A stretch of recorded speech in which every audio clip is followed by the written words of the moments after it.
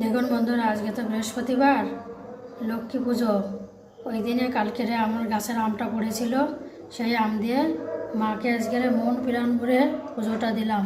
আমি সমস্ত ফল মাকে দিয়ে তারপরে খাই। এই যে আজকের বাজার থেকে লিচু এনেছি, লিচুটা দিয়েছি আর আমগুলো কেটে দিয়েছি। এইখানে এই যে আমার মা, আসল মা, এখন দোপাটি ফুল ফোটা শুরু হয়েছে। একটা গাছে শুরু হয়েছে ফোটা, যে গাছগুলো আমি লাগিয়েছিলাম একটা গাছে ফুল শুরু হয়েছে ফোটা। মা, বাবা, গনসা, সরস্বতী সবাই বসে আছে, সব মায়ের পরিবার সব একসঙ্গে সবাই বসে আছে। মন প্রাণ ভরে আজকের পুজোটা আমি দিলাম, এতে আমার মনটা ভীষণ ভালো। মাকে সব কিছু দিতে পারলে আমার সব কিছুতে ভালো লাগে।